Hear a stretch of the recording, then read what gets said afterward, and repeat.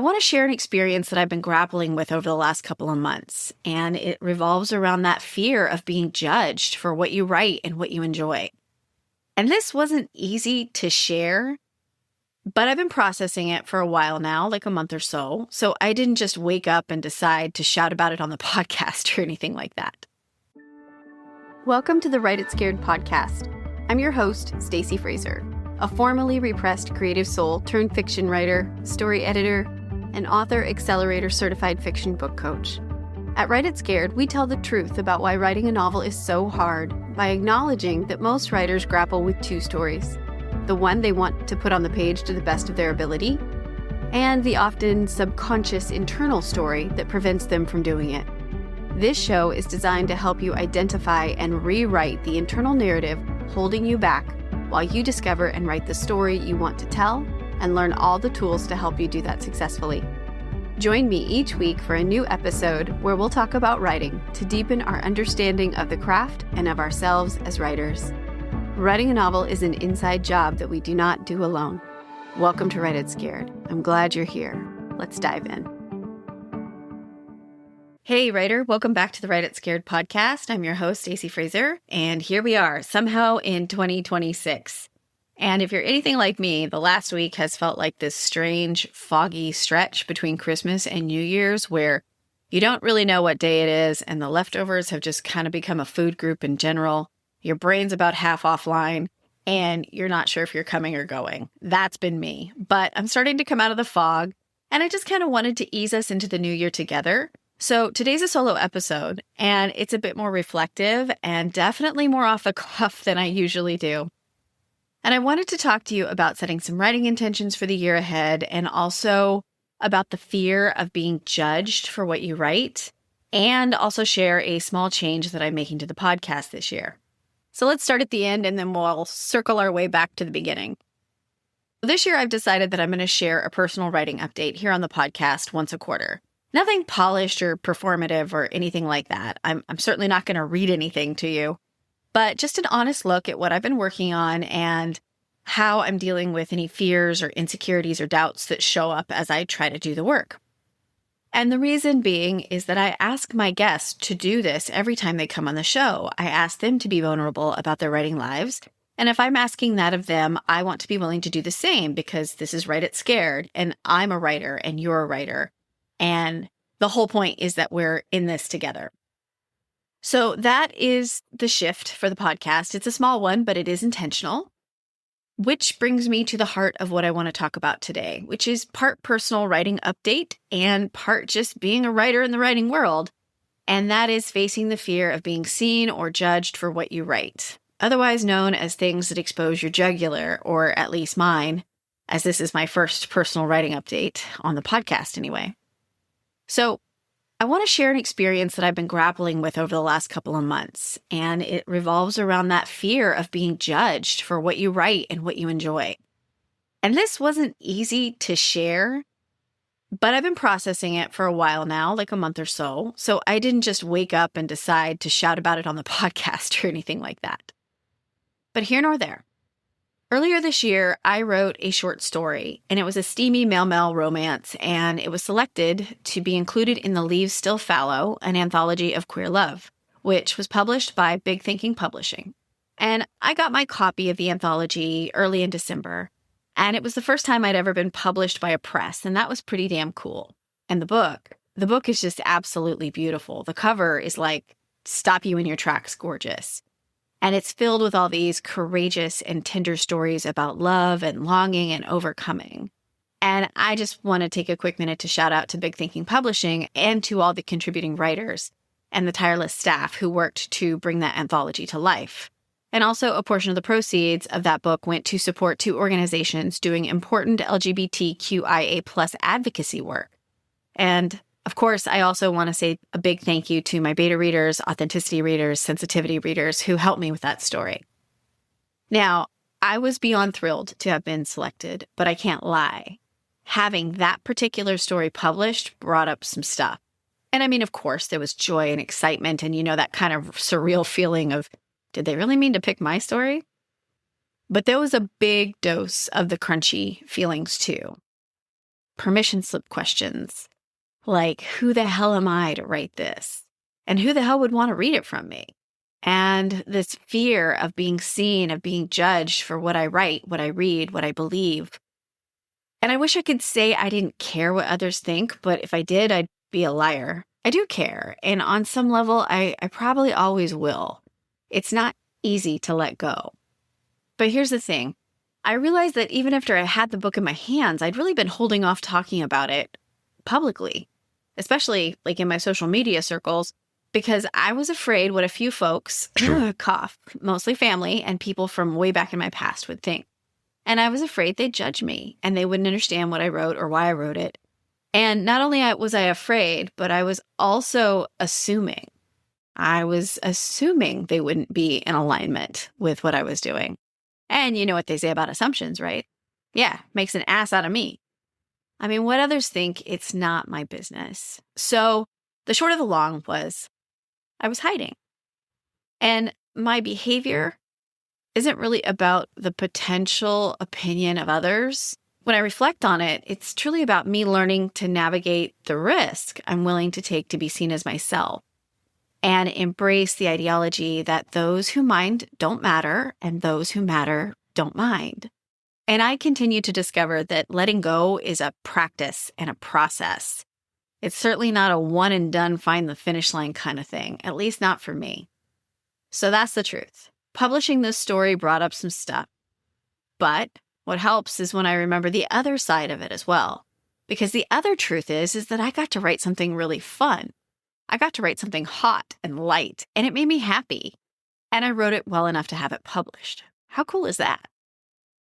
And the other thing is that I wrote about something that I deeply believe in, that love is love, that nothing else matters, and all variations of love deserve sunlight and safety and dignity and respect. Now, I also believe in the timing of the universe, though I don't always like it, and sometimes I only believe in it in retrospect.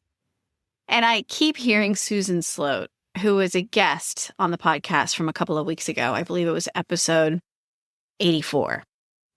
And I hear her voice in my ear and saying, stop worrying about what anybody thinks of you. Just go solve the story problem. So that's what I'm trying to practice. Just letting go as many times as I need to, showing up and being real as best as I can about how this feels. And my hope is that by sharing my messy experience, that you'll feel a little less alone if you're trying to navigate that fear of being seen for the work that you create. If you'd like to purchase a copy of the anthology, I'll post a link over in the show notes. All right, so let's talk about writing intentions for 2026. You know, I've never really been a big word of the year type of person. I've done it before, but usually I just forget it and go on about my year. But for some reason, this year feels really different. I actually have a lot of words this year. I have a lot of intentions around how I want to show up. And I think that's just because of what I shared, the experience that I've had sharing about this short story publicly. I'm becoming more willing to be seen, and that's not easy, but it's helping me learn to let go a little bit more every day. So instead of asking you what you want to accomplish or finish this year, I'd like to ask you, what kind of a relationship do you want to have with your writing in 2026 and with yourself? And how can you set the intention for that and then create a plan of action to make it happen? So reflect back on the year before. What kind of relationship did you have with your writing last year? What worked for you and what didn't? Now, last year, my intention wasn't outcome related. It was truly about consistency and following my joy. And because of that, I made it through a very big structural revision project that I'd been working on I've been working on that specific book for a couple of years now. But in April, I think it was April 2025, I sat down and I went to revise it. And it took a while. And the book's not done yet, but I did get to the end of that huge structural revision and I was really happy about it.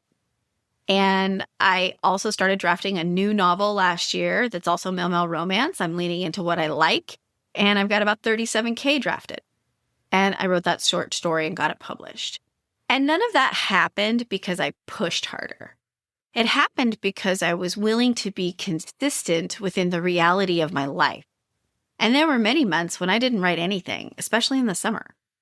But I focused on progress over perfection, on gain versus gap. And so my intention for 2026 is very similar as it was for 2025, with one important extension. I want to be consistent. I want to make progress. I want to show up, and I don't want to hide. Now, I didn't say I was going to finish anything, and that's on purpose because the finishing happens when we stay in the work, right? When we commit to the process, when we commit to our stories, and when we commit to finding a rhythm that fits within our lives. Because life happens, and we can't control everything. Storms happen, hurricanes happen, babies happen, grief unfortunately happens. And what I've come to realize is that I'm starting to learn to write with my life instead of against it or in spite of it. And I think that's part of the work of being a writer, part of the, part of the practice, part of the lifestyle of writing. So I'd like to invite you to reflect on what kind of intention you want to set for the 2026 writing year. What needs to change for you to have the relationship you want with your writing? Based on looking back at the last year, the years before, and evaluating what went well and what didn't, and what do you need to give yourself? What do you need more of? Do you need more grace? Do you need to find a writing community that supports you? Do you need to take your foot off the gas a little bit and relax? Do you just need to be reminded that consistency matters and that looks different for everybody? For you, consistency might mean that you only write on the weekends, whereas consistency for me might mean that I write 3 to 4 days a week early in the morning before anybody's awake. It's okay to be different. Just swim in your own lane. So thanks for tuning in today. I know this episode was a bit off the cuff and kind of rambly, a bit more reflective than what we're used to. And you definitely got a peek into my life, but I appreciate you hanging out with me. And I would love to know if you enjoyed this type of personal writing update from me. So if you want to send me a message through the show notes, you can do that on any platform you listen in on. There's a place where you can send me feedback, or you can just send me an email at stacy@writitscared.co. I'd be happy to hear from you. And as I said, I'm only going to do a personal writing update once a quarter, so it's not going to be a big thing. I'm certainly not going to read you what I'm writing, so no worries there. Also, before I go, I do want to remind you that as of the day I'm recording this, there are still spots open in Draft It Scared, which is my small group coaching program for writers who are in the story development or drafting phases of a project and are looking for book coaching support, editorial feedback, brainstorming sessions, structural help with writing a novel, and they want to do that in a small and supportive community of writers. I'll put the link to Draft It Scared in the show notes, and it won't be open for very long. Enrollment closes on January 7th, and then the group will kick off the following week, January 13th. So if this is something you're interested in, you can check the link in the show notes, or you can just go to the website, writitscared.co/draftitscared, and look for the details. All right, thanks for tuning in with me today. I will be back with a new guest next week, and we have a full lineup of conversations coming your way in 2026. We'll also be continuing to balance guest episodes with solo episodes focused on craft and mindset. I know I have been backing off of those a bit recently, but that's because I've had so many writers who wanted to come on the podcast, and I'd recorded with them this fall, and I have them lined up, and I want to get their episodes out into the world and honor the time that they dedicated to coming on the podcast and sharing their writing journeys with all of us. So I will see you next week. Until then, think about your writing intentions for 2026. I hope you had a happy new year.